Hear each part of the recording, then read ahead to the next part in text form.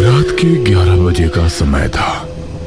एक बस तेज रफ्तार के साथ हाईवे से गुजर रही थी।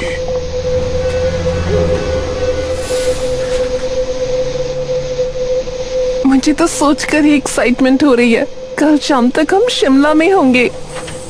हाँ, तुम्हारे साथ रोमांटिक पल गुजारने को मिलेंगे। कसम से मजा ही आ जाएगा।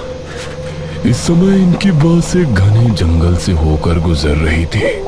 सभी बहुत खुश थे। अरे कंडक्टर साहब, मैं बहुत देर से बस रोकने के लिए कह रहा हूँ, लेकिन आप है कि रोकते ही नहीं।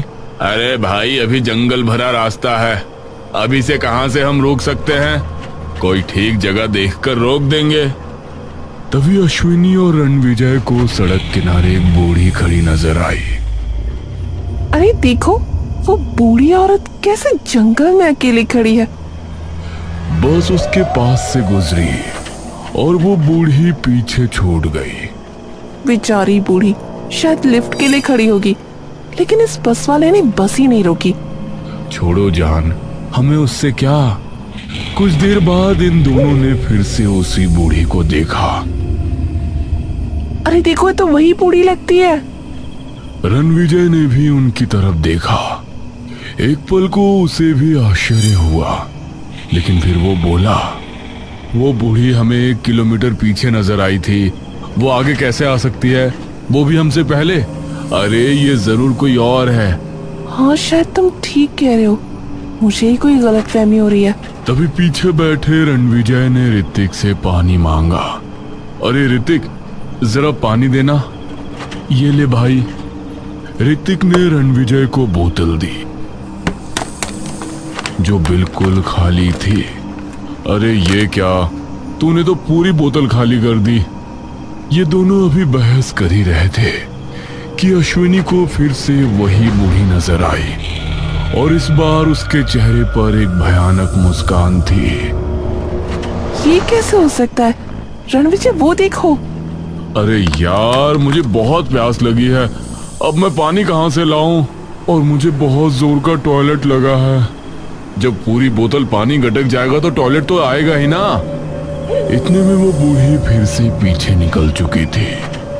कंडक्टर साहब, आप बस रोक दीजिए, अब मुझसे कंट्रोल नहीं हो रहा। ये सुनकर कंडक्टर समझ गया कि अब उसे बस रोकनी ही पड़ेगी। उसने ड्राइवर को बोलकर बस रुकवा दी।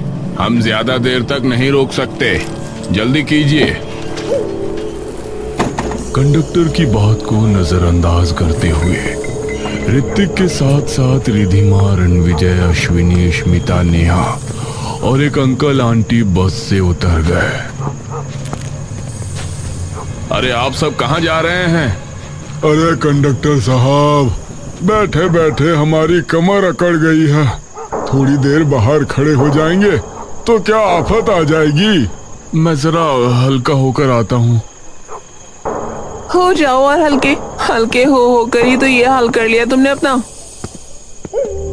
ऋतिक जंगल के अंदर जाकर कोई ठीक जगह देख रहा था। इस तरफ रणविजय भी अपनी गर्लफ्रेंड अश्विनी के साथ हाथ थामे घूम रहा था। नेहा, वो देखो, अश्विनी के साथ रणविजय और मोहित के साथ रिधिमा, ये चारों कितने अच्छे लग रहे हैं ना। क्यों ना तुम भी मेरा हाथ थाम लो। मैंने सच में तुमसे ज्यादा बेशर्म इंसान नहीं देखा। कितनी बार तुमको मना कर चुकी हूँ, फिर भी चांस मारते ही रहते हो। ये कहकर नेहा ने आगे कदम बढ़ा दिए। स्मित ने अपना मोबाइल निकाला तो उसके मोबाइल में नेटवर्क नहीं थे।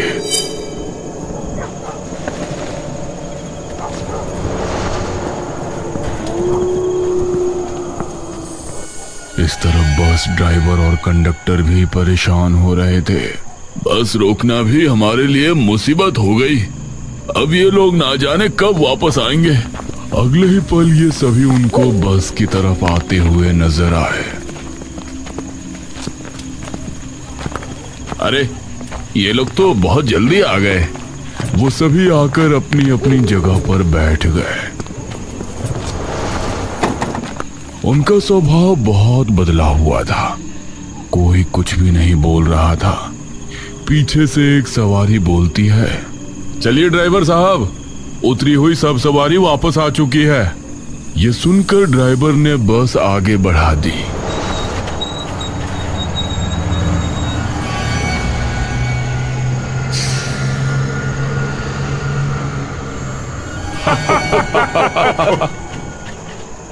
अरे क्या हुआ आपको?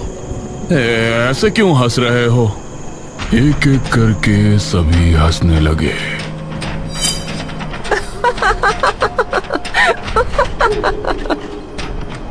बस में बैठे सभी लोग इनको हैरानी से देख रहे थे। इन सभी की शक्लें भयानक हो गई और फिर ये सभी हवा में गायब हो गए। अरे ये क्या हुआ?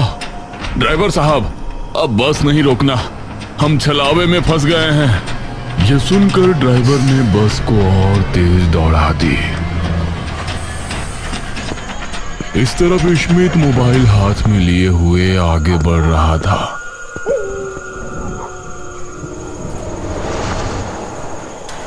अरे यार, यहाँ तो एक भी नेटवर्क नहीं है। वो नेटवर्क की तलाश में थोड़ा जंगली इलाके में चला गया। तभी उसको सामने से आवाज आई, रुक जाओ, वरना ज्यादा आगे जाओगे तो रास्ता भूल जाओगे।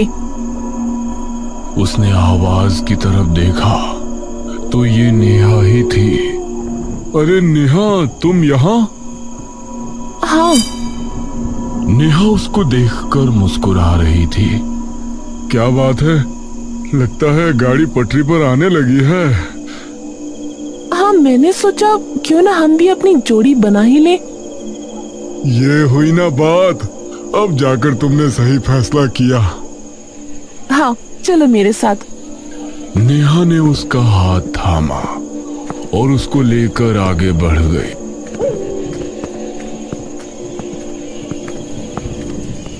अरे अरे, इतनी तेज तुम कैसे चल पा रही हो? जंगल है यार, आराम से चलो।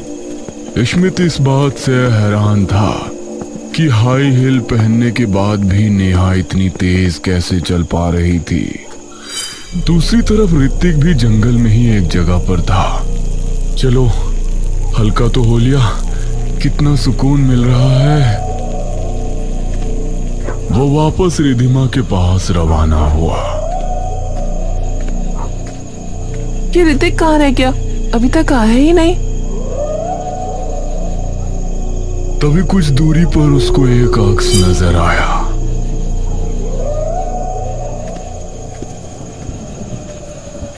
ऋतिक, ये तुम हो क्या? तभी किसी ने उसके कंधे पर हाथ रखा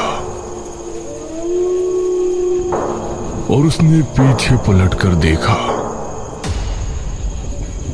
ऋतिक, तुम? हाँ, मैं। और कौन होगा? अभी तक तुम वहाँ झाड़ियों में थे ना? नहीं, मैं वहां कैसे हो सकता हूँ? मैं तो तुम्हारे सामने हूँ। इस तरफ स्मिथ नेहा का हाथ थामे जंगल में घूम रहा था।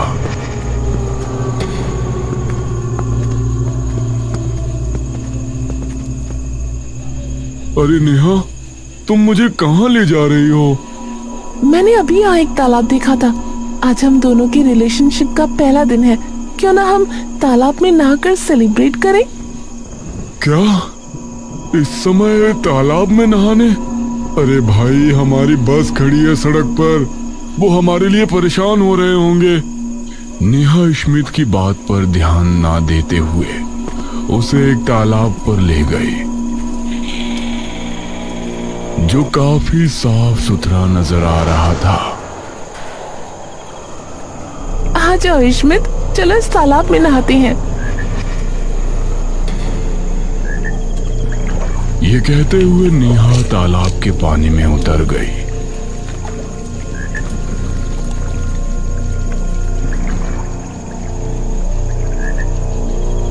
और पानी में उतर गया। पानी में उतरकर वो आगे बढ़ना चाहता था, लेकिन ना जाने क्या हुआ। अरे मेरे पैर इस पानी में जम कैसे गए? मैं आगे क्यों नहीं बढ़ पा रहा? इस पर नेहा भयानक अंदाज में हंसने लगी।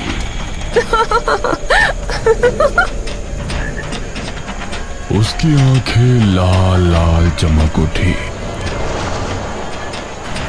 और वो तालाब से बाहर निकल गई।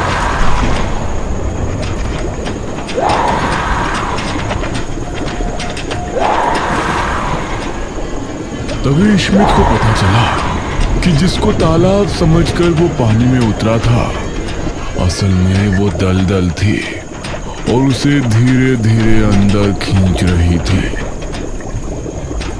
ओह, बचाओ, कोई मुझे बचाओ! धीरे धीरे उस दलदल ने स्मिथ को पूरी तरह से अपने अंदर समा लिया। कीचड़ से कुछ बुलबुले उठे और फिर सब कुछ शांत हो गया।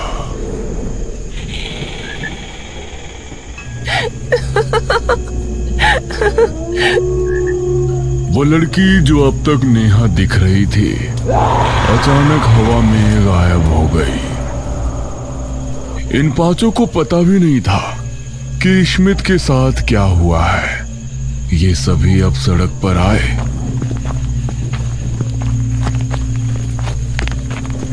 तो बस गायब देखकर हैरान रह गए। अरे हमारी बस कहाँ गई? वो बस वाला हमें लिए बगैर कैसे जा सकता है? नेहा, स्मिथ तो तुम्हारे साथ था ना? वो कहाँ है? अरे वो तो मुझे परेशान कर रहा था, इसलिए मैं उससे अलग हो गई थी। बेटा, ट्रेवल्स हेल्पलाइन नंबर से पता करो ना, बस कहाँ है? रणविजय ने मोबाइल निकाला तो उसमें एक भी नेटवर्क नहीं था। Oh shit! अश्विनी, तुम अपना मोबाइल चेक करना, मेरे मोबाइल में नेटवर्क नहीं है। अश्विनी ने मोबाइल निकाला। अरे यार, मेरे मोबाइल में भी नेटवर्क नहीं है। तभी इनको सामने दो हेडलाइट नजर आई। चलो, लगता है कोई बस आ रही है। वो बस इनके करीब आई तो इन्होंने पाया कि वो बस इन्हीं की थी। अरे ये तो हमारी ही बस है, शुक्र है वापस आ गई। हे रुको! ये सभी बस को देख रहे थे। बस इनके करीब आई और सामने से गुजर गई। इन्होंने पाया कि उस बस के अंदर स्मिथ बैठा हुआ था, लेकिन उसने इनकी तरफ देखा तक नहीं। अरे ये क्या, बस तो हमारे लिए रुकी ही नहीं। अरे ये स्मिथ, इसने भी हमारे लिए बस नहीं रुकवाई। समझ नहीं आ रहा हमारे साथ हो क्या रहा है। ये सभी अभी सोच ही रहे थे कि तभी इनको एक घंटी सुनाई दी। इन्होंने देखा कि एक आइसक्रीम बेचने वाला वहां से गुजर रहा था। हे भैया, क्या आप बता सकते हैं कि हम कहाँ हैं? आप यहाँ पर पहुँचे कैसे? बस क्या बताएं, बस से उतरे थे और हमारी बस हमें ही छोड़कर चली गई। पता नहीं हमारे साथ क्या हो रहा है। आप लोग इस समय जिस जगह खड़े हो, यह सुरक्षित जगह नहीं है। यहाँ पर छलावे का खतरा है। ये छलावा क्या होता है? छलावा एक किस्म की अशुद्ध हवा जैसा होता है। इस तरह के जंगली सुनसान इलाके में ये बहुत ताकतवर हो जाता है, जो किसी का भी रूप ले सकती है और किसी भी तरह का भ्रम पैदा कर सकती है। जैसे कि हमें जो भी दिखाई दे रहा वो सच नहीं होता, लेकिन हमें ऐसा लगता है कि यह सच में हो रहा है। छलावा हमारे दिमाग के साथ खेलता है और हमें इस कदर मजबूर कर देता है कि हम उसमें फंसकर अपनी जान तक गवा देते हैं। यह सुनकर वो अंकल आंटी और अश्विनी बहुत ज्यादा डर गए, लेकिन बाकी चारों पर इसका कोई असर नहीं पड़ा। इसका मतलब जो बस हमें दिखाई दी वो हमारी बस नहीं होगी, तभी वो हमारे लिए नहीं रुकी। आपको इस छलावे से बचना है तो आप मेरे साथ चल सकते हैं। अरे यार, ये आदमी हमें बेवकूफ बना रहा है। क्या बेकार की बात, किसी का भी रूप ले सकता है वगैरह वगैरह। रणविजय, उनकी बात तो सुन लो एटलीस्ट। अरे बेबी, तुम शांत रहो, कुछ नहीं होगा। ये कहकर रणविजय ने उस आदमी से पूछा, यहाँ आसपास कोई ढाबा वगैरह या कोई पुलिस स्टेशन? लगता है आप लोग नहीं मानने वाले। आपको बताना है तो बताओ, वरना यहाँ से जाओ। बेकार की बातें मत करो। ठीक है, आप यहाँ से सीधे चले जाइए, आपको एक ढाबा नजर आएगा। लेकिन मैं अब भी कह रहा हूँ, आप इस तरह यहाँ मत भटकिए। छलावा बहुत खतरनाक होता है और उससे बचने का।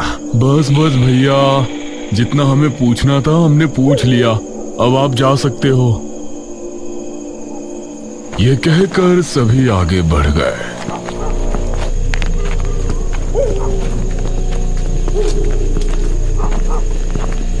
लेकिन अश्विनी के दिल में डर बैठ गया था। चलो वहीं चलते हैं, हो सकता है वहां कोई लैंडलाइन मिल जाए।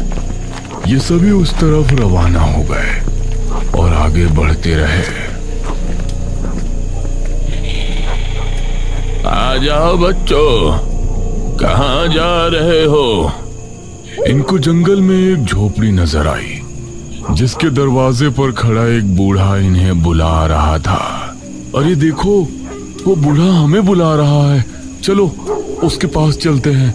वो चाय की दुकान ना जाने कितनी दूर होगी। नहीं, उस आइसक्रीम वाले ने हमसे किसी झोपड़ी या बूढ़े के बारे में कुछ नहीं कहा था। यार देखो, हम लोग बहुत थके हुए हैं, तुम लोग को जाना है तो जाओ, हम यहीं रुकते हैं। सुबह होने पर हम भी वहां आ जाएंगे। ये कहकर रिधिमा ने ऋतिक का हाथ थामा और उस बूढ़े की झोपड़ी की तरफ रवाना हो गई। अब ये सभी आगे बढ़ गए। बूढ़े के पास ये दोनों जैसे ही पहुंचे तो उस बूढ़े ने इनको प्यार से घर के अंदर बैठाया। आओ बच्चों, बैठो। शुक्रिया अंकल।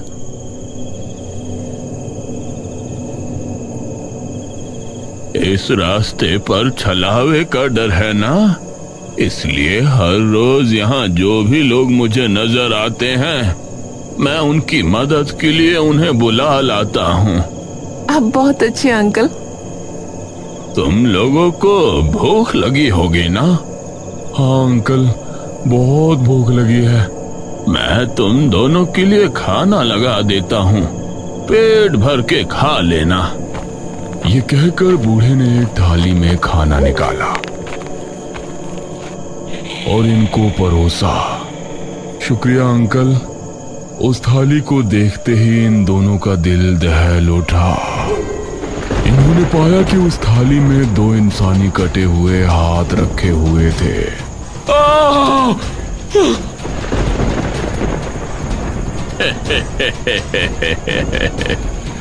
वो बूढ़ा जोर जोर से हंसने लगा। ये दोनों अपनी जगह से खड़े हुए तो उन्होंने पाया वो झोपड़ी एकदम खंडहर है। चूल्हे पर भी धूल जमी है और चारों तरफ कचरा जमा है।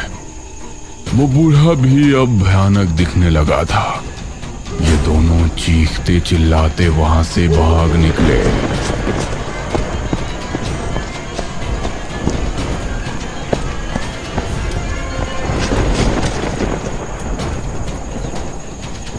हे भगवान, हमें बचा ले।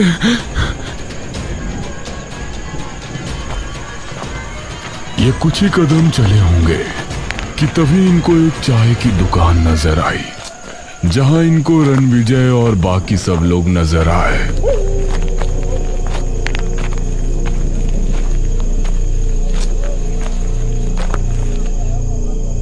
रणविजय, अरे तुम लोग इतने डरे हुए क्यों लग रहे हो? हम दोनों छलावे में फंस गए थे। वो बूढ़ा पहले तो नॉर्मल दिख रहा था, फिर उसके बाद वो भयानक हो गया, इतना भयानक कि हम सोच भी नहीं सकते। ये सुनकर रणविजय भयानक अंदाज में हंसने लगा। गौर से देखो, कहीं वो इस तरह का भयानक तो नहीं हो गया था।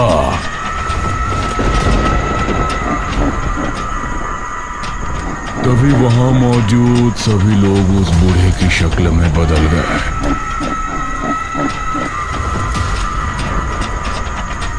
और ये देख उनके रूह कांप उठी। वो सभी इनकी तरफ झपटे और इनको पूरी तरह से घेर लिया। इन दोनों की आखिरी चीख फिजा में गूंजी। उसके बाद वो सभी चील और कौवे बनकर फिजा में उड़ गए। इस तरफ ये सभी लोग एक ढाबे पर पहुंचे। शुक्र है इंसान नजर तो आए। ये सभी उस चाय की दुकान में जाकर बैठ गए। भैया, हम सबको एक एक चाय बनाकर दो और ये ब्रेड पकौड़े भी लगा देना। इस पर उस आदमी ने इन सभी की तरफ देखा और अपने बर्तन में दूध डाला। अंकल, एक चाय मुझे भी दे दीजिए, मेरे पास पैसे नहीं है। अरे चल निकाल यहां से भिखारी कहीं का। यह सुनकर वो बच्चा वहां से चला गया।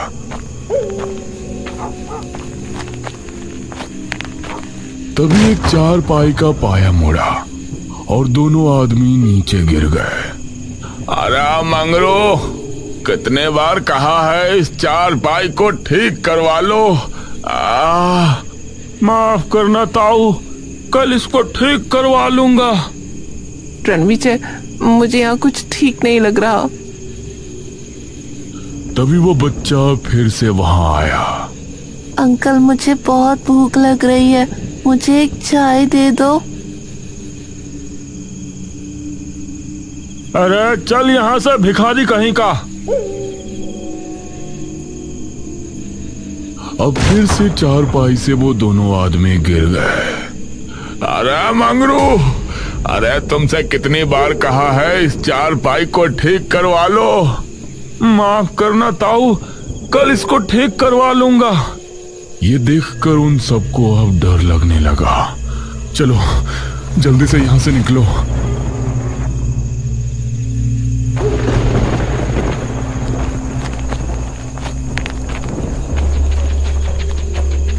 अरे क्या हुआ साहब, क्या आपको चाय नहीं पीनी? वो सभी एक साथ भयानक अंदाज में हंसने लगे। अब इन सबका दिल दहल उठा और ये वहां से भागने लगे। अब हम लोगों को सीधा रास्ता पकड़ लेना चाहिए जहां वो आइसक्रीम वाला हमें मिला था। ये कुछ कदम ही भागे होंगे कि वो आइसक्रीम वाला इनको नजर आया। मैंने कहा था ना, मेरे साथ आ जाओ। आपने सही कहा था, हमें माफ कर दीजिए। चलो अब तुम सब मेरे साथ चलो मेरे घर पर। यह कहकर वो आइसक्रीम वाला इनको लेकर वहां से जाने वाला था। तभी इनको एक आवाज आई, रुक जाओ। उन्होंने पलटकर देखा तो इनके पीछे भी आइसक्रीम वाला था, जिसके हाथ में एक कलश था। अरे ये क्या? वो छलावा है, उसकी बातों में मत आओ।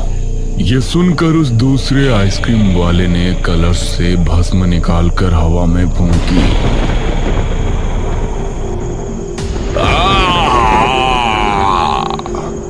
और वो पहला आइसक्रीम वाला गायब हो गया। ये क्या था? शुक्र है मैं यहाँ सही समय पर पहुंच गया, वरना आप लोगों की जान खतरे में थी। आपने हमें जिस ढाबे के बारे में बताया था वहां तो असल में कुछ था ही नहीं। जब मैं आप लोगों को समझा रहा था और आप नहीं माने तो मैं आपको छोड़कर अपने घर पहुंचा। वहां जाकर मैंने अपनी ठेली को घर पर छोड़ा और ढाबे पर पहुंचा, लेकिन वहां जाने पर मैंने पाया कि आप उस असली ढाबे पर पहुंचे ही नहीं। फिर मुझे आप लोगों की चिंता हुई और आपको ढूंढने निकल पड़ा। अब आप ही बताइए कि अब हम क्या करें, और आपके आते ही वो छलावा कैसे गायब हो गया? मैं आप लोगों को यही बता रहा था कि छलावा को चंदन की लकड़ी की भस्म से ही भगाया जा सकता है। मैं ये भस्म अपने साथ हमेशा रखता हूँ, इसलिए छलावा मुझे आज तक कोई नुकसान नहीं पहुंचा पाया। आपका बहुत बहुत शुक्रिया, आपने हमें बचा लिया। अब आप लोग मेरे साथ आइए। वो आदमी अब इनको लेकर अपने घर पहुंचा।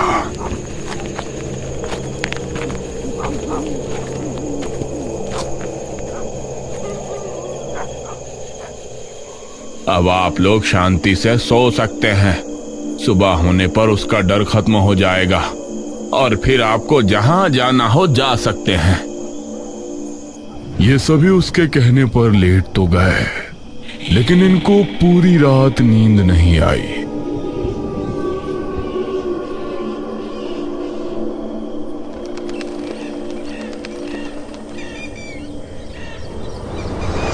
सुबह होने पर ये आइसक्रीम वाले से विदा लेकर वहां से निकले।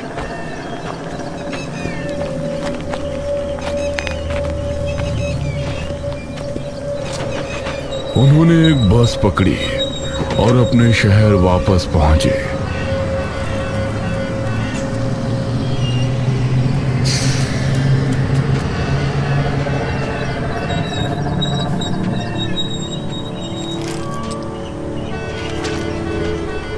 ये सभी अपने आप को सुरक्षित पाकर खुश तो थे, लेकिन अपने 3 दोस्तों की मौत का गम भी इनको हो रहा था।